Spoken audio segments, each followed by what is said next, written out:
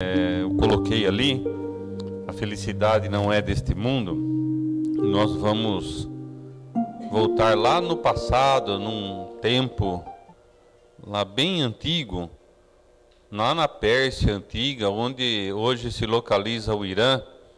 Nós vamos encontrar um sujeito ali que se chamava Ali Rafidi.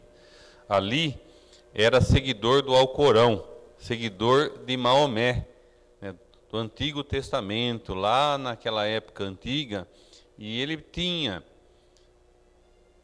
tudo para se achar uma pessoa feliz. Ele tinha uma pequena propriedade, um sítiozinho, tinha uma esposa, tinha 2 filhos, plantava trigo, plantava as coisinhas dele ali para a subsistência, criava algumas cabras e na sua propriedade tinha uma pequena floresta. Então ele se considerava uma pessoa grata ao Criador por tudo que ele tinha. Até que um dia passou por aquele local um sábio daquela região, dito, né, como se fosse hoje um sacerdote, uma pessoa muito sábia, que bateu na sua porteira. Ele, né, tinha conhecimento daquela pessoa, era famosa ali na região pela sua sabedoria, pela sua espiritualidade, e até que ele convida aquela pessoa para adentrar a sua casa. Ali fizeram uma refeição, ali foram para a sala, e naquela conversa o sábio perguntou para Ali Rafidi se por acaso ele possuía algum diamante. E ele disse assim: o que é um diamante? Eu nem sei o que é um diamante. O diamante é a pedra mais preciosa do mundo. Quem possui um pequeno diamante pode comprar 2, 3 propriedades como essa aqui do senhor. Então, para que uma pessoa seja realmente feliz, ela precisa ter um diamante. E onde eu encontro o diamante? Você encontra na cabeceira dos rios, tem alguns locais aí que pode ser que o pessoal diz que tem encontrado o diamante, que é a pedra mais preciosa do mundo. O sábio foi embora e o Ali ficou incomodado. Na sua consciência aquilo martelava, então aquela felicidade virou uma felicidade relativa, e ele falou: não, se ele falou que para ser feliz é preciso conseguir um diamante, eu vou ter que ir atrás disso. E aquilo te incomodou tanto que ele resolve vender aquela pequena propriedade. Ele pega metade do dinheiro,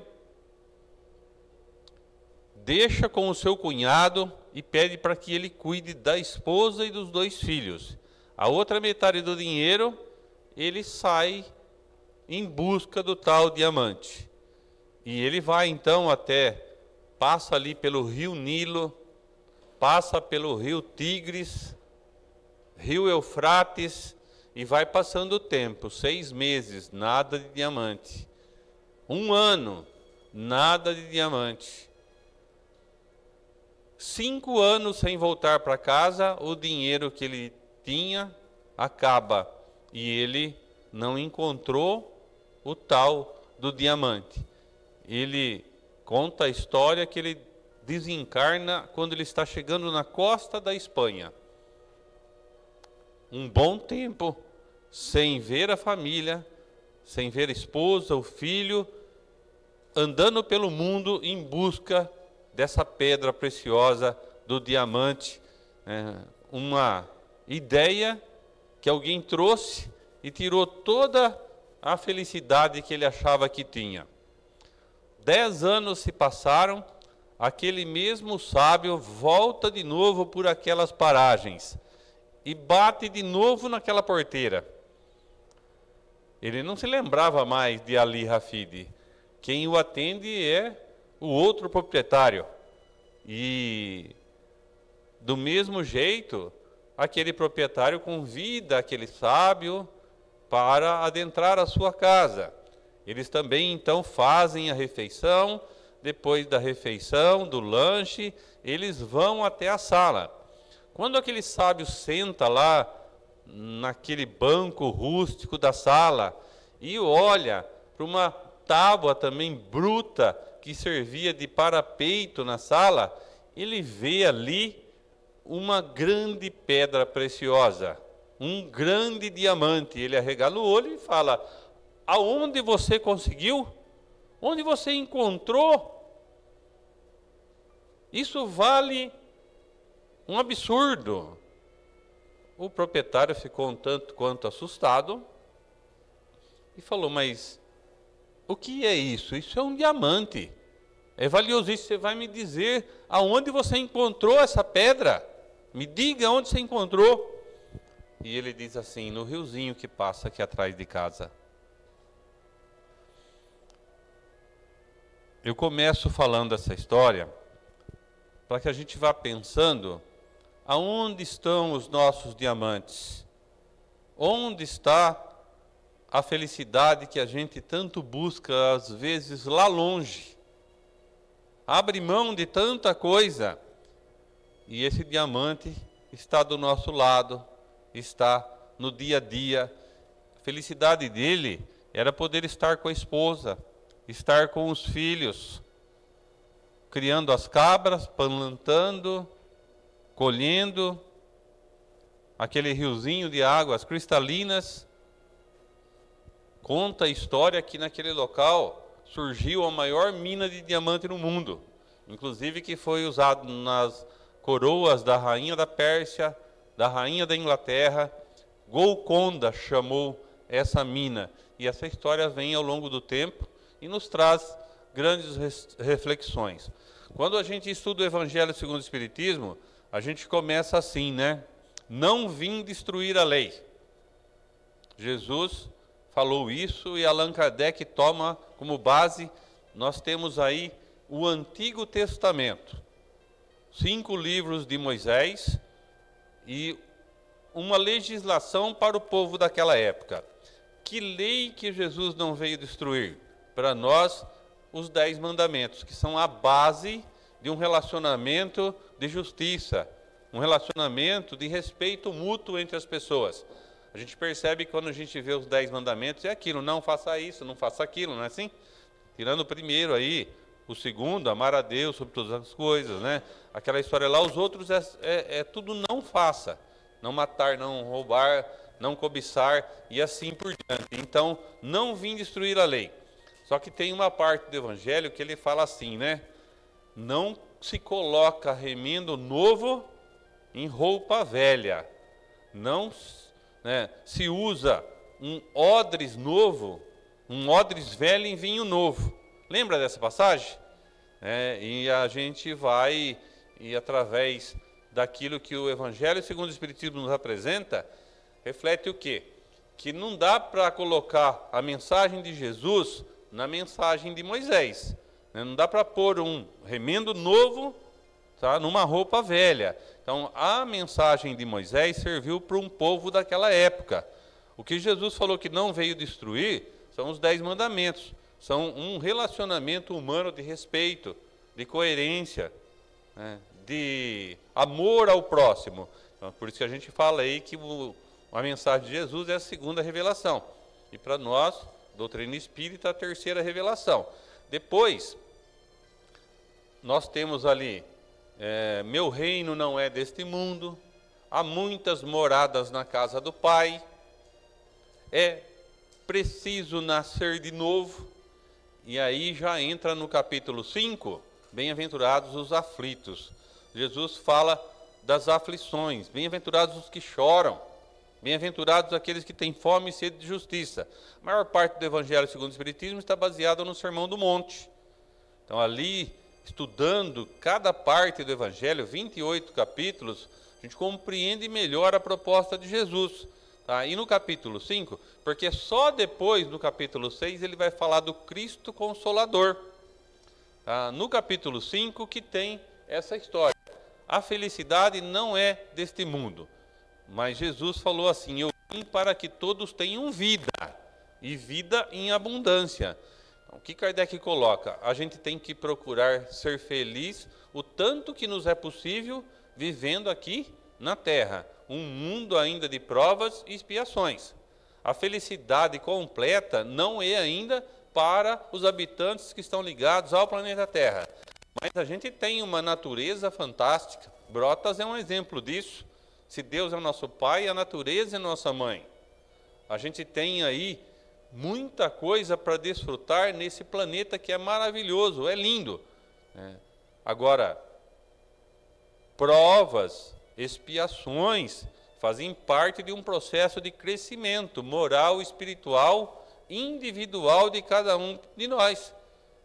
Um pouquinho que a gente melhora, cada um aqui, no seu esforço, na sua luta diária. A luta não é contra o outro, a luta de cada um aqui, na maioria das vezes, é com a gente mesmo. A prova é o aprendizado diário. A expiação é consertar aquilo de ruim que eu ainda trago dentro de mim. Tem ou não tem? A gente não tem muita coisa que pode melhorar, pode se esforçar para não fazer mais, para fazer diferente, para fazer melhor. Tá? Então, se a gente tem que enfrentar as provas, o aprendizado, a expiação, que é melhorar todos os dias, como um espírito imortal, estando aqui, por algum motivo, a gente chegou até aqui, uma casa espírita. A maioria de nós já passou pela Igreja Católica, por outras instituições religiosas, que a doutrina espírita tem um maior respeito, não é isso? Tem um profundo respeito por todas as convicções sinceras. Em dada parte, Allan Kardec perguntou no Livro dos Espíritos, qual é a melhor religião? A resposta dos Espíritos é aquela que torna o homem melhor. Por isso que a gente conversa com católicos, protestantes, evangélicos, uma conversa saudável, uma conversa de respeito. Sempre vai encontrar alguém que é meio radical. Mas a maioria das pessoas que a gente convive, que a gente conversa, dá para ter um diálogo fraterno, dá para conversar tranquilamente. Agora, a gente talvez já procurou lá, para cá, e faltava alguma explicação, algum entendimento dos porquês das coisas que acontecem conosco. Mais importante de saber o porquê é para que eu passei por essa situação? O que eu tenho que aprender com isso? Esse aprendizado que vai trazer esse crescimento, esse amadurecimento espiritual. Porque todos nós aqui tivemos o mesmo ponto de partida. Simples e ignorantes, sem conhecimento e sem complexidade. E aí fica livre. E a gente vai caminhando, vai procurando compreender as situações que nós enfrentamos. E digo para vocês, cada um aqui pode ter enfrentado um dia muito agradável hoje. Um dia feliz, um dia que a gente combateu o bom combate. Alguns aqui podem ter tido um dia difícil, de grandes dificuldades, de difíceis escolhas. E esse é o nosso dia a dia, a nossa realidade.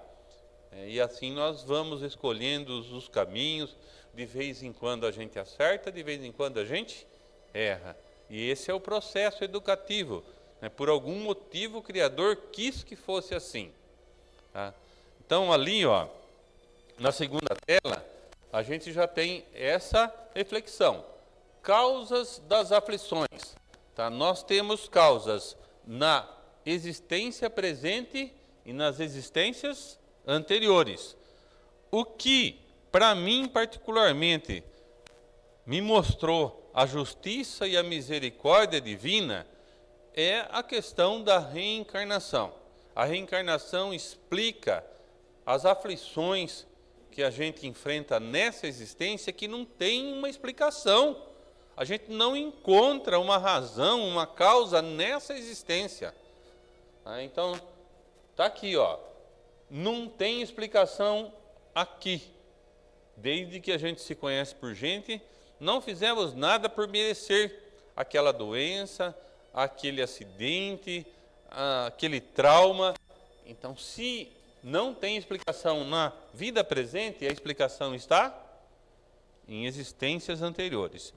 Fica muito claro que olhando a vida imortal, olhando por uma só existência, eu cheguei a um ponto que estava discutindo com o Criador. Olha que pretensão, né?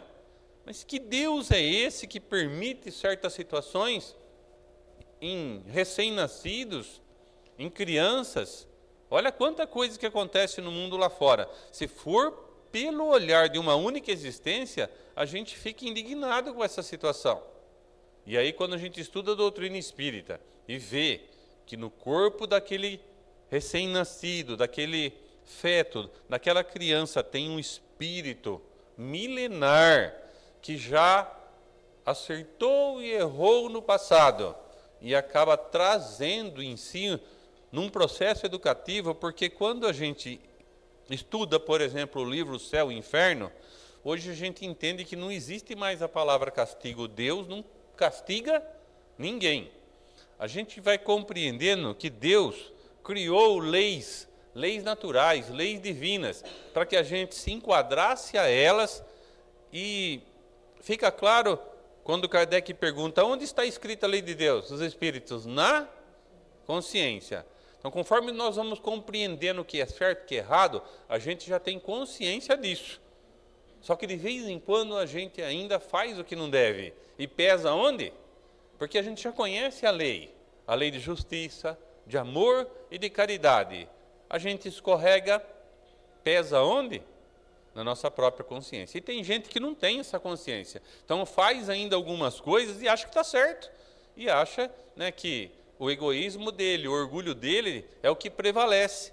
No nível que nós encontramos, a gente está buscando a compreensão do lado espiritual, do nosso crescimento moral. E esse esforço dá trabalho.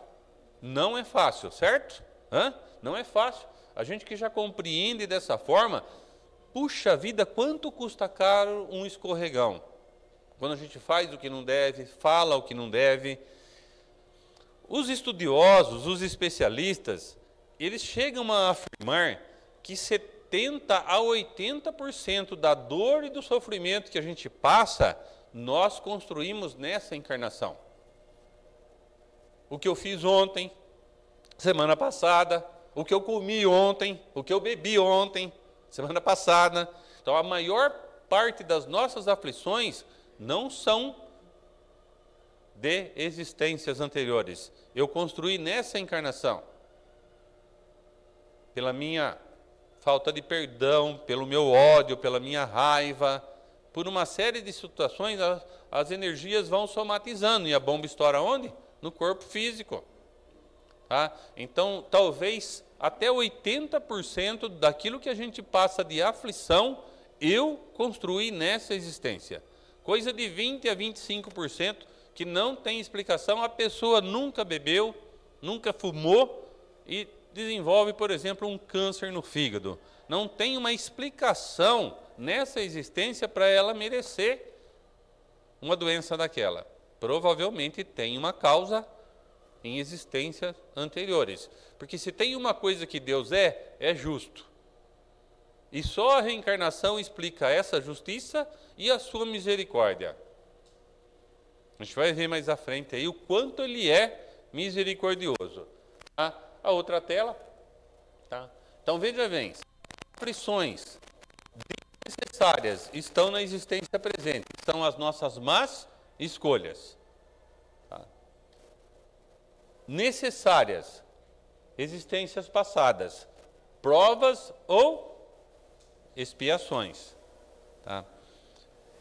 A expiação vem do termo expurgar, colocar para fora alguma coisa que eu trago impregnado no meu perispírito por uma herança do passado. Nessa existência, a gente já melhorou muito, cada um aqui já tem uma outra visão do que é justo, né? Fora da caridade não há salvação, do quanto a gente precisa ir de encontro ao outro, enxergar o outro, aproveitar a oportunidade para auxiliar, amparar, esclarecer o nosso próximo. É a maior mensagem de Jesus de Nazaré. A vida que vale a pena é aquela que aproveita a oportunidade de auxiliar o seu companheiro de jornada. Agora, se a gente tem que enfrentar provas e também é verdade que cada um aqui tem a sua missão. A gente se esquece disso. Ninguém foi jogado ao acaso aqui, nesse mundo de meu Deus. A espiritualidade teve um trabalhão para a gente reencarnar. Estuda André Luiz, nós estamos lá no meio de Missionários da Luz, a reencarnação de Sigismundo. Olha só a dificuldade da espiritualidade para preparar uma reencarnação. Às vezes demora um século para juntar o grupo necessário, para o tempo correto. Aqueles espíritos que se reúnem por uma necessidade conjunta de aprendizado. Então é um esforço muito grande e aí a gente reencarna. E tem gente que fala assim, eu não pedi para nascer. Pediu, implorou, fez prece, porque é só aqui na Terra que a gente realiza algumas experiências que do lado de lá, na outra dimensão, não tem. É só aqui. Então a situação de estar encarnado, principalmente no momento atual da história humana, onde o joio e o trigo convivem lado a lado, não é isso? A gente convive com certas situações que a gente acha que já não deveria mais existir, mas existem. E se por algum motivo nós estamos em meio a tudo isso, é porque é o nosso lugar correto, para que a gente enxergue tantas injustiças aparentes e possa vencer não o outro, mas a gente mesmo. Procurando seguir o caminho do bem, porque o bem é sempre o bem em todas as oportunidades. Está ali, ó, algumas, na próxima tela tem algumas, ó lá. Não basta sofrer, é preciso saber sofrer. Tem gente que se revolta, tem gente que acaba até partindo para o suicídio. Tem ou não tem? Muito mais do que a gente imagina. Nós estamos vivendo aí o Setembro Amarelo, mas não é para trabalhar o suicídio só em setembro. Muitas pessoas, né, acabam não encontrando mais uma razão para viver. Um livro fantástico e antigo do Richard Simonetti, Uma Razão para Viver. E a pessoa perde essa base, essa estrutura e acaba partindo para dar cabo à própria existência. Vai ser amparado? Vai ser, mas às vezes demora. Olha André Luiz, o quanto tempo ele sofreu até poder ser socorrido e legar para nós toda aquela obra fantástica que está sendo estudada cada vez mais pela ciência do nosso mundo. Tá? Não devemos nos acomodar no sofrimento, é preciso lutar, enfrentar, sempre com coragem, inteligência, paciência e fé. Saber que a felicidade não é deste mundo. Então, é uma utopia achar que a gente vai ser feliz para o resto da vida, tudo lindo e maravilhoso. Não. Que graça teria que se fosse assim. Mas que a felicidade pode ser suportada com a caridade. Não sei se alguém já teve a experiência aqui de passar por um momento difícil, seja de doença física, seja de doença na família, seja de uma dificuldade muito grande em qualquer aspecto da vida humana, e por algum motivo a gente encontrou com alguém e sentiu segurança em desabafar. E a gente acaba se abrindo com aquela pessoa, puxa vida, eu estou passando por isso, isso, isso. Às vezes a gente está contando isso e a outra fala assim, ó, é porque você não sabe o que eu estou passando. E é uma coisa muito pior. Então, nesse emaranhado todo, todos nós temos situações de aflição, mas aquilo que a gente acha que é muito difícil, sempre tem alguém, e no fim, ao invés de ser consolado, a gente acaba chorando junto, acaba se ajudando um ao outro, né? Que a infelicidade pode ser suportada com a caridade, compreensão, amor e esforço pessoal. Que devemos sempre amparar aqueles que estiverem em nosso caminho, material, moral, psicológica e espiritualmente. No finzinho do Livro dos Espíritos, a gente sabe, né, que na primeira parte do Livro dos Espíritos saiu o Livro dos Médiuns, não é isso? Que trata da comunicação da turma do lado de cá com a turma da outra dimensão. Os espíritos influenciam na nossa vida? Muito mais do que a gente imagina. Tá? Constantemente, às vezes, São eles que nos dirigem. Tá? A segunda parte do livro dos Espíritos, saiu o livro A Gênese. É o contrário, acho. O primeiro a Gênese, a segunda o Livro dos Médiuns, a terceira o Evangelho e a quarta o Céu e o Inferno. É um livro muito interessante, o Céu e o Inferno, principalmente para aquele que já foi católico, acho que a maioria de nós, eu também. Tá? E quando eu cheguei no Centro Espírita a primeira vez, que livro que falaram para mim ler? Céu e Inferno, porque a gente tinha pavor daquele inferno de fogo.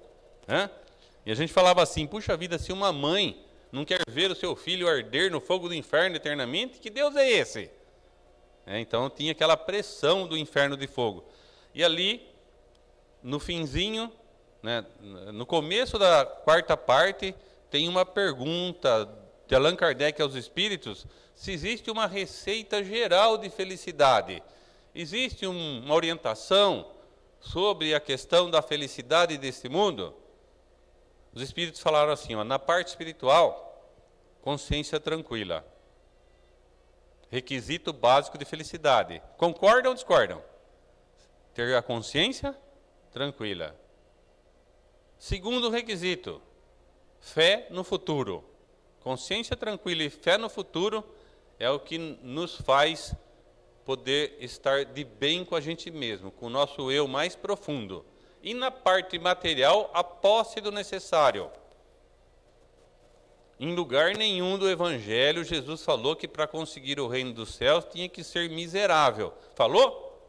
Não. Então, a gente pode e deve progredir em todos os aspectos da vida. Na parte moral e na parte material. Desde que a gente não seja escravo da matéria. Quem é dono de quem? Tem uma música ali que é baseada num poema de Victor Hugo, acho que é o Paralamas que canta, não lembro direito quem é, mas que diz assim, né, que de vez em quando você tem que pegar uma nota de dinheiro e falar isso. Eu faço o que eu quero e não o dinheiro manda em mim. Então, na parte material, a posse do necessário. Então, esses três requisitos são aquilo que a gente pode dizer que serve para todos nós. Procurar sempre estar com a consciência tranquila. De vez em quando a gente erra e pesa na consciência. Precisa tomar cuidado para não ficar preso a esse passado. Foi o melhor que a gente poderia ter feito, foi a escolha nossa naquele momento. Eu aprendi com aquilo, ótimo. É assim que funciona. Hoje eu já não faço mais aquilo lá. Segue em frente, com fé no futuro. Lembra da história lá do apedrejamento, né? Quando uma mulher adúltera estava para ser apedrejada, foram testar Jesus. E ele falou o que para os fariseus, para os saduceus? Aquele dentre vós que estiver sem pecado, que atire primeira pedra. Ninguém atirou.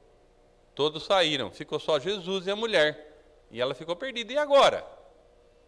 Jesus falou o que para ela? Ó, ninguém te condenou. Eu também não te condeno. Por quê? Porque Jesus conhece a cada um de nós. O Criador sabe da nossa potencialidade.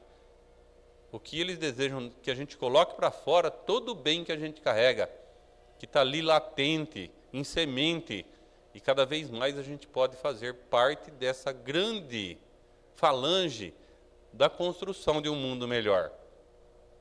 Ele encerrou a conversa com a mulher falando o quê? Vai e não? É isso aí. Olha para frente, tenha fé no futuro e muda, tá?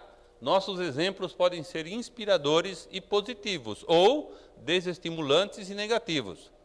Aceitar as aflições como necessidades para o nosso crescimento espiritual. Como eu disse para vocês, por algum motivo, a gente precisa exercitar o livre-arbítrio.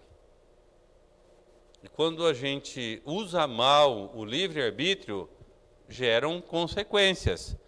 Porque a cada um é dado segundo as suas obras. Você plantou feijão, você colhe feijão. Semeou vento, vem tempestade. Tá? Então a batata quente está nas nossas mãos.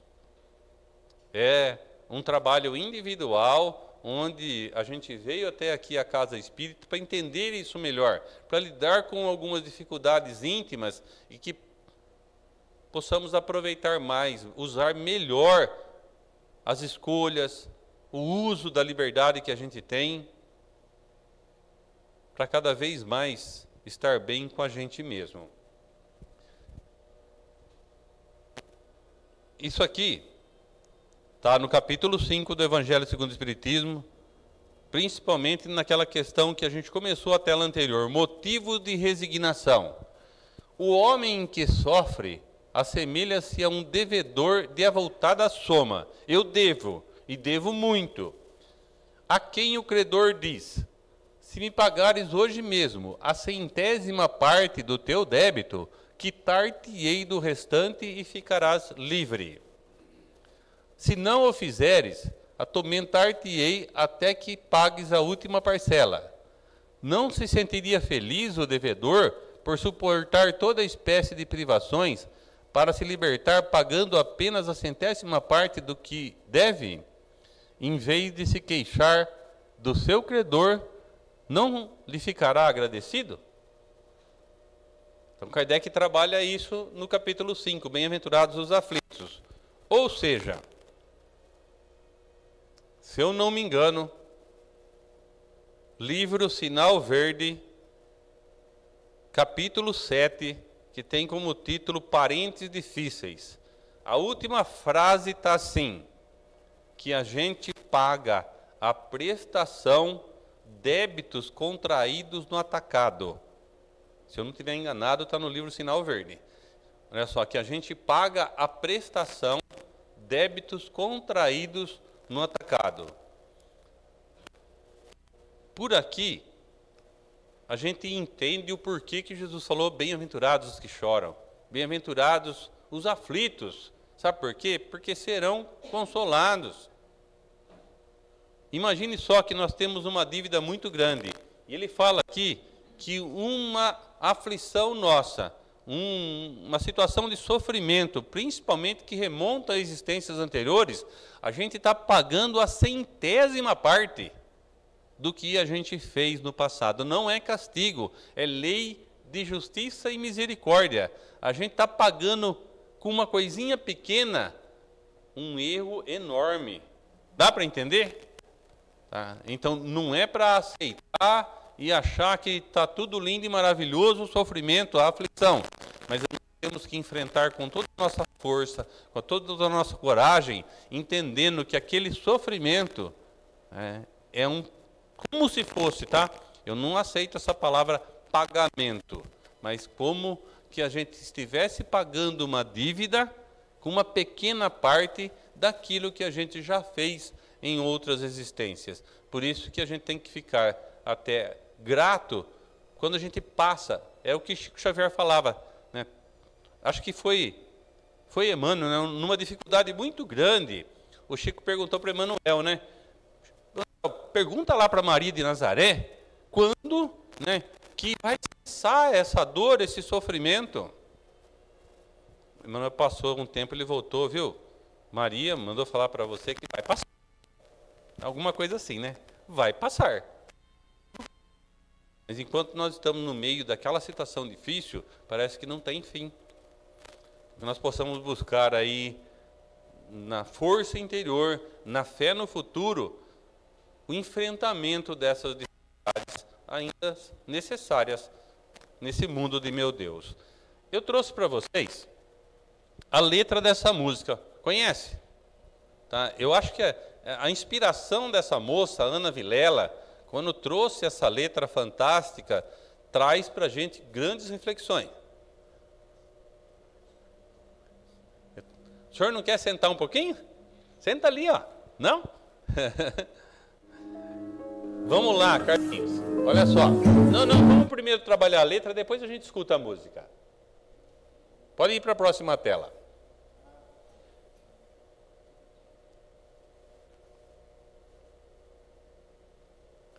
Não é sobre ter todas as pessoas do mundo para si. Nossa, se nós pudéssemos dirigir o outro, dominar o outro, é assim que funciona? Não, é muito orgulho e muito egoísmo querer ser assim. Então nós podemos escolher os nossos caminhos. É muito agradável compartilhar com as pessoas que caminham conosco nessa jornada. Nossos familiares, nossos filhos, nossos pais, nossos amigos, companheiros da casa espírita. Mas não dá para querer todo mundo para si. É sobre saber que em algum lugar alguém zela por ti. sempre. Já ouviu falar em anjo da guarda? Guia, protetor, mentor? Aliás, anjo da guarda é um termo mais da Igreja Católica, da impressão que ele está do nosso lado 24 horas a vida inteira. E a gente entende que não é bem assim que funciona. O nosso guia, o nosso protetor, principalmente nesse ponto que nós estamos estudando, Missionários da Luz, lá em Jaú, no nosso grupo, até por volta dos 7 anos, pode ser 8, pode ser 6, esse guia, esse protetor fica mais perto de nós. O cuidado com uma criança, que é um tanto quanto inconsequente, depois dessa época, o guia vai deixando a gente exercitar mais o livre-arbítrio. Mas sempre que a gente precisar, ele é o primeiro que escuta as nossas preces, os nossos pedidos. Ocorre frequentemente é que nós fechamos a porta. A gente fecha a porta e ele não consegue nos inspirar para nos auxiliar. E aí a gente, às vezes, quebra a cara e aí abre o canal.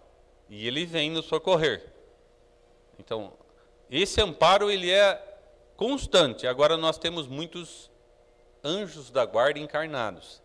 A partir de que, fora algumas aberrações, um pai é pai, uma mãe é mãe, um avô é avô, uma avó é avó, sempre vai ser um anjo da guarda dos seus. Tá? Olha só, é sobre cantar e poder escutar mais do que a própria voz. Essa inspiração que vem dos espíritos amigos sempre podem nos auxiliar para o bem. Então, cuidado com essa influência espiritual, às vezes disfarçada, às vezes sorrateira. A gente precisa estar sempre atento, vigiando os nossos pensamentos. É mais ou menos assim, vem um passarinho e para em cima da sua cabeça. Você vai deixar ele ficar ali, principalmente se ele for fazer sujeira? Você vai fazer o quê? Então, quem pensa é o nosso espírito imortal. É ele que é o maquinista, ele que dirige. Então, por isso que às vezes as pessoas falam, não fui eu, foi um espírito que me influenciou. Quem deixou? Quem abriu o canal? Eu. Então, eu sou responsável, sim, por ter dado passagem, sintonia, ligação. E aí acaba acontecendo realmente, vira festa, né? Às vezes é cego conduzindo cego. Então, essa é sobre cantar e poder escutar mais do que a própria voz. E sim, uma orientação segura, que vai ser para o bem. É sobre dançar na chuva de vida que cai sobre nós. É vida sempre, é vida em abundância, com alegria de viver. Saber se sentir infinito num universo tão vasto e bonito. Ninguém aqui terá fim. A gente teve um início, fomos criados por Deus, sei lá, um espírito milenar, só que nós somos imortais. Ninguém rouba, ninguém tira todo o conhecimento que a gente adquiriu até aqui. Saber sonhar e então fazer valer a pena cada verso daquele poema sobre acreditar, que nada mais é do que fé, principalmente fé no futuro. Não é sobre chegar no topo do mundo e saber que venceu. É sobre escalar e sentir que o caminho te fortaleceu. Acho isso fantástico. É sobre ser abrigo e também ter morada em outros corações. E assim, ter amigos contigo em todas as situações. A gente não pode ter tudo. Qual seria a graça do mundo se fosse assim? Por isso, eu prefiro sorrisos e os presentes que a vida trouxe para perto de mim. Não é sobre tudo que o dinheiro pode comprar, e sim sobre cada momento, sorriso a se compartilhar. Também não é sobre correr contra o tempo, para ter sempre mais, porque quando menos se espera, a vida já ficou para trás. Vamos ouvir a música?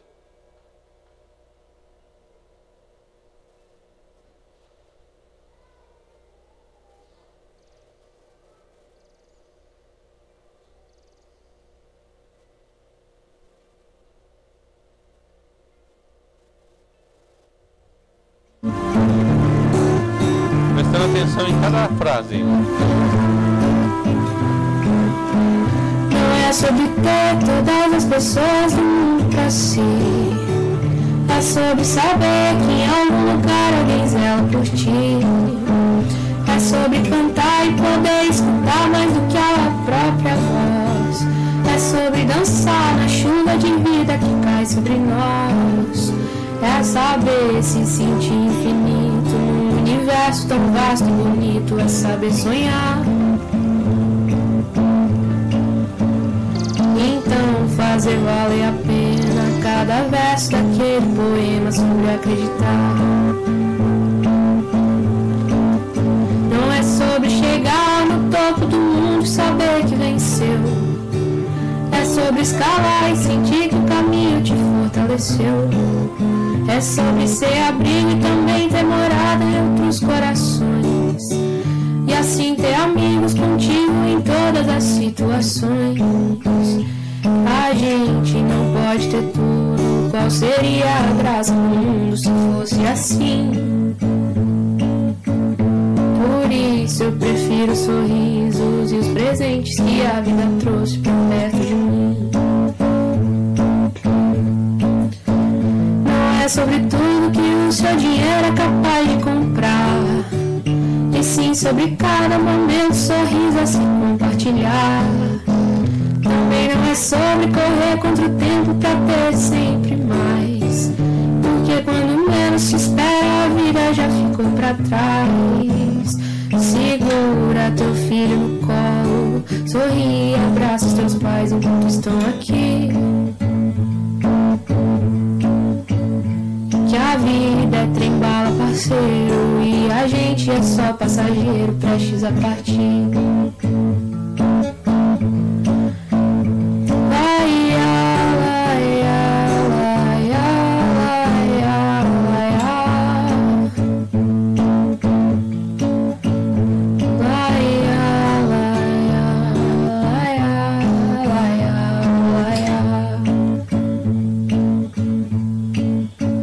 Segura teu filho no colo, sorri e abraça os teus pais enquanto estão aqui. Que a vida é trem-bala, parceiro, e a gente é só passageiro prestes a partir. Há muito tempo atrás, lá nos Estados Unidos, a gente vai encontrar um sujeito que se chamava Joey.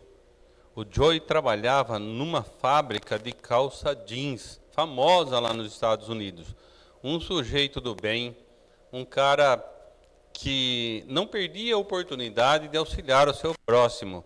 E a fábrica estava passando por dificuldades e ele tinha sido demitido.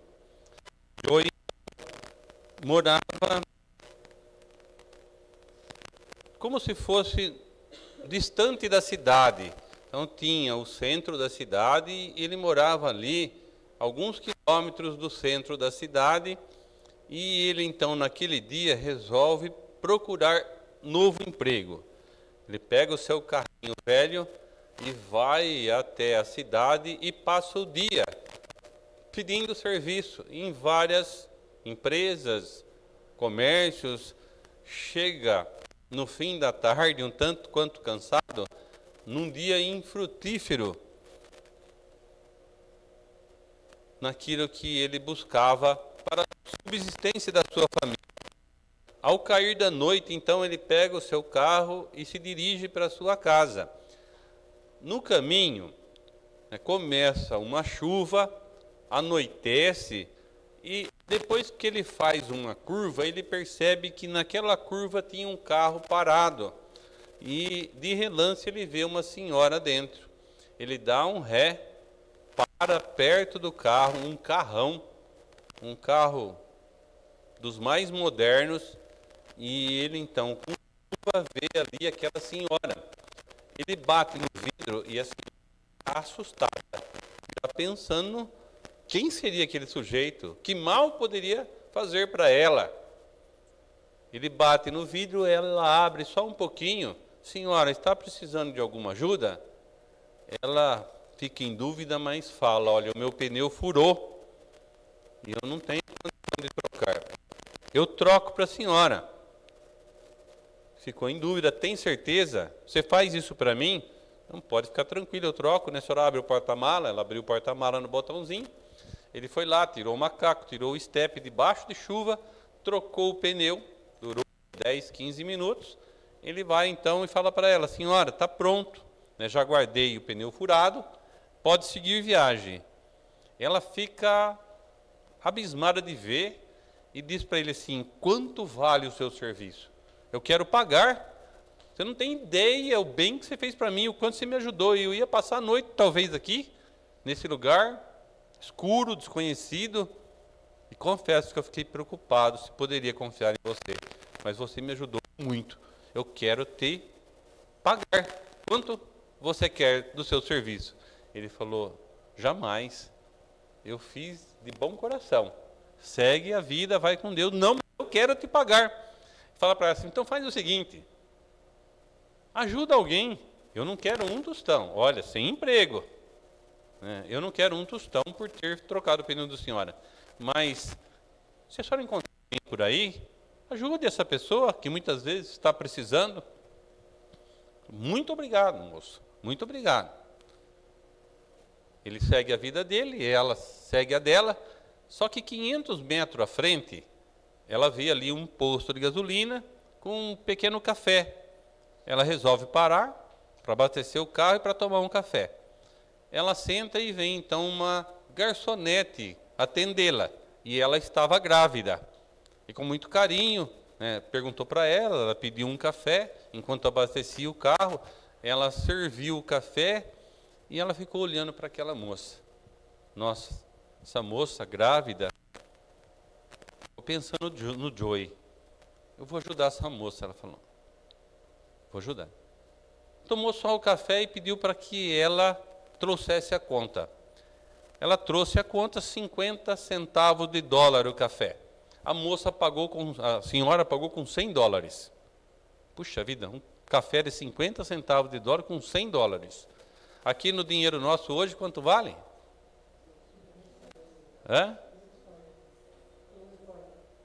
Mais ou menos isso, né? 5. Tá, aí a garçonete pegou o dinheiro, levou até o caixa, pegou o troco. A hora que chegou com o troco na mesa, ela tinha ido embora. E ali tinha um bilhete. Olha, moça, o troco é presente para você. Eu recebi um apoio muito grande, uma ajuda muito grande, e eu estou retribuindo, ajudando você. O troco é seu.